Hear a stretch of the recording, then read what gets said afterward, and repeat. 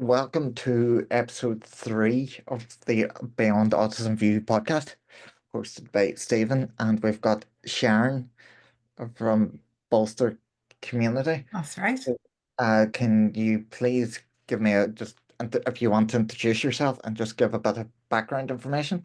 Okay.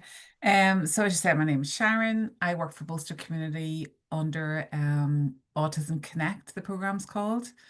It's a 5-year lottery funded project, and we also got funding from the Southern Trust as well. So it's a bit of a combination of the two. So yeah, we've got 5 years to do a lot. So we've already started and we're a year in. Yeah, and how are you finding that? Yeah, there's a lot. There's a lot to be done and a lot to be yeah, still achieved. You do feel as if you've got a very short period of time to try and do as much as you can. So yeah, it's it's It's it's all a lot. worthwhile, isn't it? The end goal, sure. That's it. Yeah. So, the next one now is uh, what made you get involved? So I think I got involved. I have two adult children with autism, late diagnosed. Um, and I think that introduced autism into the house, I suppose, and we realized going through the assessment for my son that my husband was sort of like through the assessment thinking, sounds like me. This sounds like my childhood when they were asking questions. So he's currently on the waiting list, has been, I think, for a number of years now, to be assessed as well. So obviously it came like a rocket and it just blew through the house. So as most mama bears will do, they go, right, I'll solve this. And off I went, and did a master's in Queen's. But it was very ABA led, which was really disappointing because I thought it would introduce me to loads of different theories and ideas. So I had to change pathways halfway through. I was for giving up. Um, but I guess it started off that sort of like reading, researching, finding out more. And then when this job came up, I thought, okay, we'll see. We'll try and put some of this into practice and learn more, I suppose, on the ground.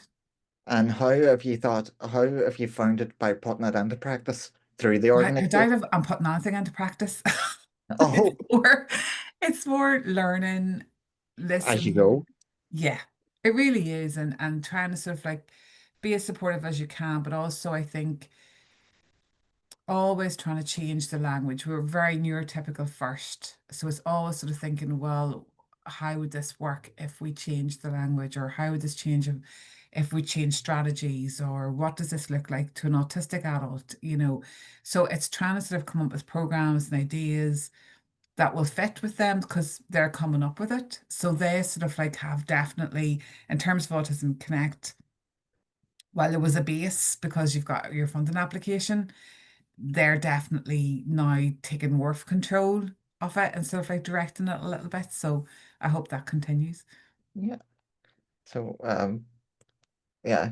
So, then uh, as you've described, but what has made you interested in the area of autism? Okay. I think for me it's more like the late diagnosis and the adult. Obviously we work with over 18s. So it's young people who maybe have been to mainstream school, or maybe who have worked all their lives and maybe hit 30, 40, and then just complete burnout. So they're the type of person that we're trying to sort of like maybe target with all of this. We have social hubs to connect people. Um, and through that, then we use that to sort of like maybe feed off other programs. But So, what we have, so, sorry, sorry. So, sorry to be jumping in, but so no. you've identified the people coming in, and it's as they've come through to you, and you're working to get a solution to whatever they might need. Well, this and what you learn is there is no solution for any one person because the Of course. solutions are all neurotypical. Yes. So you're nearly going backwards again, going, right. So recently, for example, we ran an event in May looking at housing. and looking at what housing means to autistic adults. And what housing means to autistic adults is completely different to their peers. So they may live at the 90%, I would say, live at home. And financially they have to. And because, the knock-on effect is because obviously they don't maybe work full-time in employment. So they don't have the resources. But more than that, they need that support mechanism off the home as well. When they have a supportive family around them, it means that when they get completely engrossed in something, be that working from home or be that, in whatever interest that they have, someone's there to remind them, did they eat? Or when they've had a really bad day or a really busy day and they've come back home and they just need time out to sort of like relax and just switch off. They have somebody who won't annoy them for half an hour or whatever they need, but then make sure that then, yeah, they are getting sort of like support in terms of, right, do you need to eat? Do you need to wash? Do you need to do this? Do you need that? And Yeah, there is that sort of like comfort with them. So we find that an awful lot of young adults are living at home, but they need the support. But parents are sort of worried then, well, what happens when the it comes in reverse and I need you to look after me? And where are the supports out there for autistic adults? Where do they go? We own our own home. So therefore you can't go into social home. You can't go to the housing executive and go, I need a house to be independent because my parents own their own home. So therefore that's not going to happen. Um, and they don't have social workers because they don't meet that threshold. So therefore they're not getting any external supports. So what happens? What happens to these adults who still need the support around them, but are suddenly either looking after their aging parents or they're left alone. And so yeah. parents are really struggling with that. So that guy, that definitely would be the key issue. It's like having to thrive in life, but not having it all just taken away. There you go, thrown to the wolves. Exactly. They And still need those supports. And even if they are living independently and they go, a lot of the young people sort of like would set up, have a flat, or their parents would sort of like support them to get a flat of their own. They still need somebody to come in. And that was one of the key things. They still needed that family support to ensure that somebody was checking in on them. Because obviously, in terms of your mental health, when you look at like the pillars of adulthood, a lot of the young people will go, well, I'm 27, I'm 28 now. I should be in a relationship. I should have a house. I should have a car. I should have a job. I should. And they're putting themselves up against their cousins or, other peers that maybe they went to school with. And it's sort of like, why can't I? And the onus goes back on them to sort of say, well, you just didn't sort this out, as opposed to, well, society isn't actually set up for you, yeah, because yes, we have this 9 to 5 mentality in terms of working. So you have to be able to fit into that. You have to be able to fit into working 40 hours a week. There is no time in terms of like supporting you to come home, rest, recuperate. The workplace is very sort of like set up for neurotypical people. The ad hoc meetings, the constant sort of like barrage of maybe different emails, the social sort of element of it, all of that takes so much more energy for an autistic adult. Whereas the job that they're doing, they may absolutely love. They may love it. And if they could just get on with doing it, apart from all these other like infiltrations, they'd be great. yeah, yeah. That's definitely because that's the thing I've just seen, just in my experience of it's not one shoe fits all. It's just like take it bit by bit because I've met various different autistic people, adults, children, and it's just I even see that myself. It's just they could be in a sheer panic, and then you're just take it day by day, step by step. Yeah. And that is even in the engagement of small conversations with someone, if someone isn't explaining it properly, given time to process the information, or given a demand or a task that they don't understand and they need to ask questions on, the patience disappears from their neurotypical sort of colleagues to go, well, why? Or if they come up with a system that's better than the one that's in use, or they work harder than the next person, but that's because they're so engaged and they love what they're doing. Yeah. none of this all goes down. You know, this is not the etiquette. Yeah, But they but don't that understand there, that that's not the etiquette. And then, then the burnout happens. of course, of course, and what you've described there, Sharon, is like it's just like a perfect example of what it would be good within going for the future line Mhm. and with people depending on what they're doing. It's just step by step, the easy approach. I know life doesn't fit into that model, but it works, and it's like as I say to people for things, if it's not broken, don't fix it. So And this is it. But it's only when you are thrust into the world of autism that you sort of like reevaluate how you think, how you process information yourself to sort of think, well, if I'm doing it this way, will that fit with you? Or you need to tell me how you're getting this information because that's where the jux is, I think, but it's taken time and you can see some of the information or the terminology that we use is changing. You can hear people sort of say, oh, well, I need a little bit more time to process that, or can I get back to, there is that, but I think there needs to be an awful lot more of it. Our autistic adults need to be feel advocated enough to be able to sort of say, listen, I'm going to stop this meeting now because I am overwhelmed with all the information that you provided, and I need to sort of like be able to go away to come back. yeah, And that's the same in any interaction. When you think of interactions that you have with a health professional, it's exactly the same. A health professional, sorry, the dog is whining now. you're okay. But a health professional will sort of like, it doesn't matter how much you've scripted or how much you feel that you've tried to sort of like negotiate what this other person's going to ask you.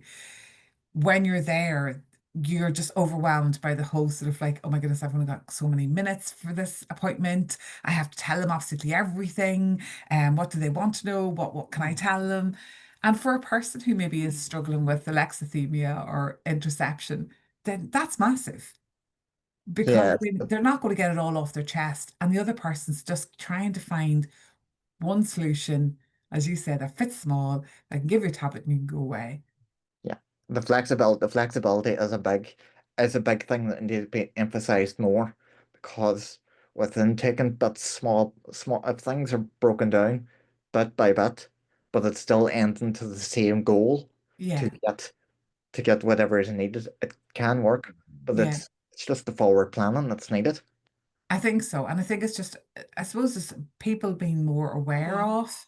And you think about all the different programs and different things that are sort of set up, it's more how can you fit into a neurotypical world as opposed to we need to fix the neurotypical world. And people, if you had a physical disability, they would sort of like see it and understand it and go, okay, I can see what adjustments that might be. You might not get the adjustments, you know, but okay, Unfortunately, we can see it. But when you present yourself as maybe a 25, 26-year-old male or female or whatever you sort of like aspire to be, and they're just looking at the outer shell. They're not thinking, well, you should be able to. You have a degree, you have a PhD. What do you mean you're struggling with the simple sort of like few instructions that I've given you? It doesn't relate or translate into their heads. So therefore they're not going to make a difference. And I think then the person takes it all on themselves. I can't do this. yes, And they put it that on can themselves. lead to a big sense of being overwhelmed, and when Yeah, that happens, it's just the fight or flight response kicks in, yeah, and it's like, do I stay and try and fix it, or do I just get out of here to a safe space? yeah. And but then at the same time, you want to do what you can to make sure it doesn't get to that stage. And Mhm. then, but it's that's the two-way communication thing, which can be tricky. Yeah. And I think that's it. But what happens is, there are so many government initiatives that will be go, right, we need more people into employment. We need to push you into employment. You're sitting there on benefits. And especially within Northern Ireland, while an autistic person is sort of like has a disability, it's not seen as such sometimes, I don't think. And so therefore the restrictions of what they can do day in, day out aren't sort of like recognized or appreciated. So you're saying that they're not like for the future of what wanting to do something that's not clearly mapped out. You can Exactly. go and do this, Yeah. but it's you're saying it's sort of like you're sort of boxed in of what. the limitations of what needing to be done. You're boxed in because it's a neurotypical world and you're trying to sort of like find your way in it. And people will push and push because they want to fit in. Nobody does not want to fit in. Nobody does not want to meet all those milestones, have a relationship, have kids, have the house, have the sort of like, be employed. There's not one person sitting there going, I just couldn't be bothered with any of that.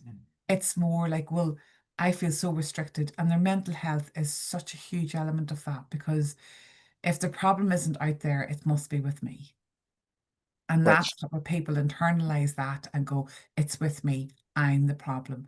Look at all these situations I've got myself in. I couldn't stick work because of the people, or I couldn't go out for Christmas dinner all the time, or the social elements of it were just too much, or yeah, that's totally true because it's just like they know what they want, but it's trying to get expressed without having there's a million and one things going on in yeah, an autistic brain's head.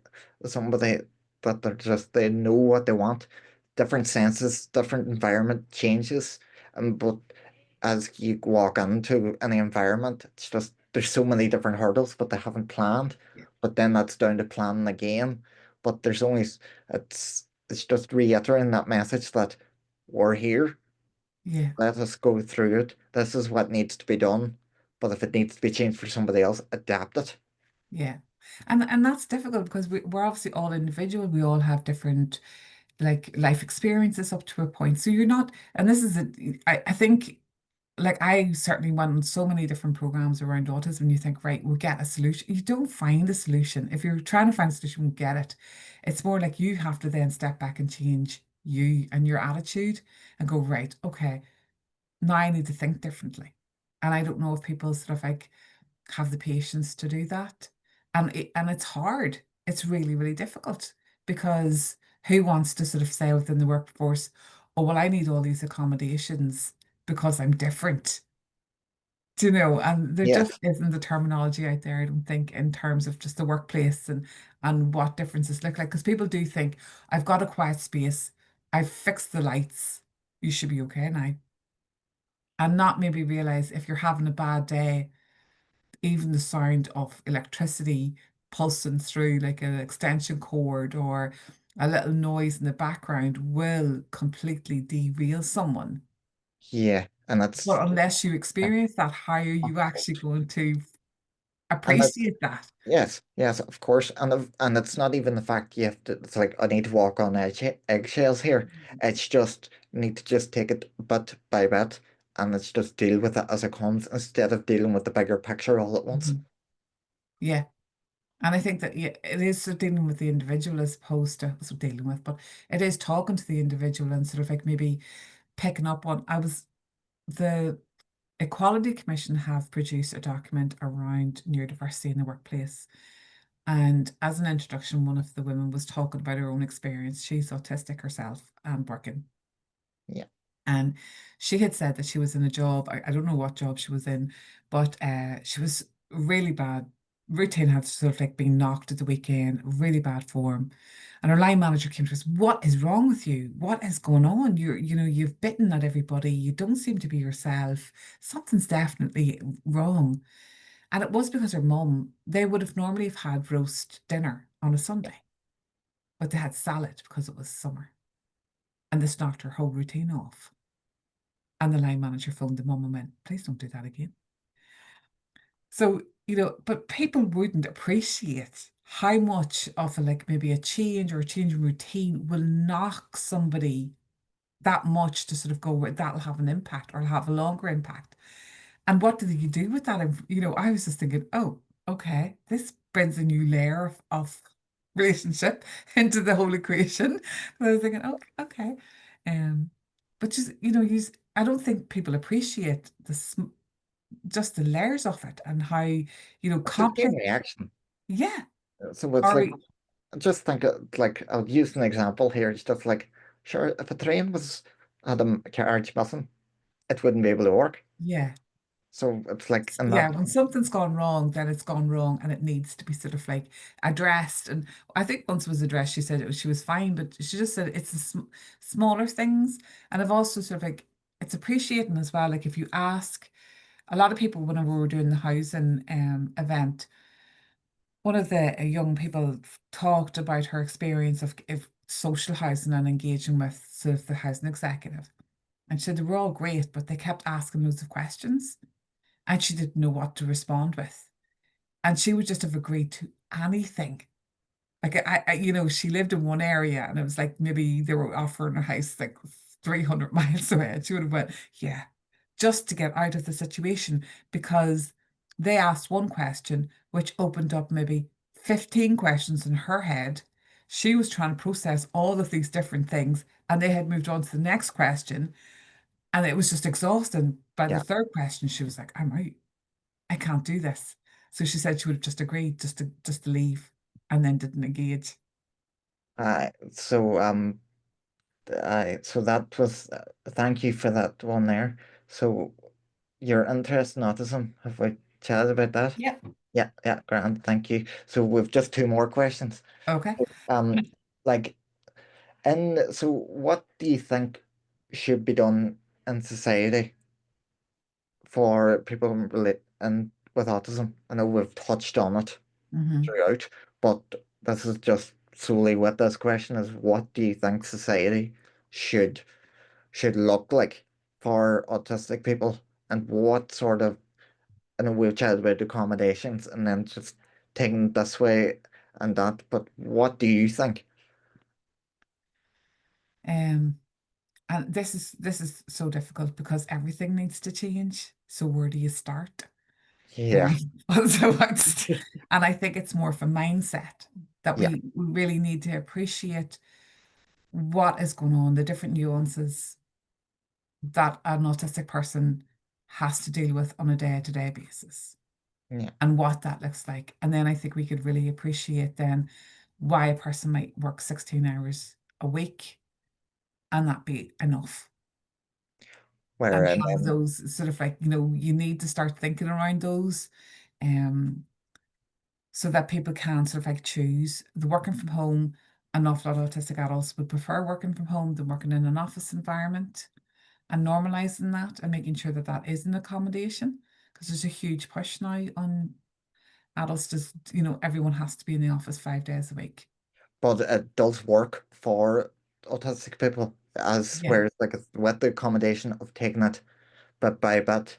And employers would need to even, if they were pushing that back, they would want to be saying, right, we'll trial this for 2 days. You're in the office 3 days. Let's see how much work you get done in the 2 days. But Mm. if it output is more with being less in the office, why don't they just keep it going? Because it shouldn't matter that you're off site Yeah. as long as the work's done. But that's it. I think you're right in the sense that autistic adults will still want to be in an office. They still want to be social. They still want to know their colleagues. They still want to be involved. But at the same time, they will know themselves. If you have to travel an hour and a half to get to work as well, you've put in a lot before you've even sat down at your desk in terms of just that whole engagement with different people. If you're using public transport, particularly, dealing with sort of like ban a ticket, showing your ticket, the different people around you, the different spells, you've dealt with so much before you've even Yeah, gone into the there's office. far And too that many isn't senses appreciated. Yeah, hitting at once and the brain's on overdrive. exactly. Yeah, so that so then so we've asked you about that. So we've one final question for this one, and basically it's just in a nutshell. If you've any questions for me, or is there anything else you want to add? Now, now is a perfect time. Okay. I suppose, do you see a change happening? Do you feel as if there is sort of like more accommodations, or do you feel more relaxed, or does it just depend on the people that you're working with? And I do. I find it's getting better, but there's Mhm. still more that needs to be done, Yeah, and it's just the accommodations of we're not asking for anything big. It's just small bits here, a small change here, it may derail, say, a company's standard, but it would be far better if you had a bunch of autistic workers within your company that can bring their skills and share their knowledge. Because I even find when I've done it, I, I pick up things far quicker. Whereas if you don't know until you don't try, and Mhm. if if it's the flexible accommodations or taking it bit by bit, maybe a bit slower, but you always get there at the end goal. Yeah, of course. I think it's like every person that you come across and every employee has different skills, but it's trying to be the patient enough. We do stick to job descriptions and we do stick to job specs very quickly. And sort of we demand such an holistic person that can do absolutely everything within any job and maybe forget that people have certain skills that sometimes we don't let those shine because we're Uh, so busy with all the yeah, rest of the stuff that we have expectations. So I think it is about taking people and sort of thinking, right, what is your skills? How can you support, how can we support you? But also, as you say, what benefits you have got for the company as well. yeah. So I'll wrap this up here now and say thank you very much, No Sharon, because worries. it has been fantastic and that I've been really insightful of it.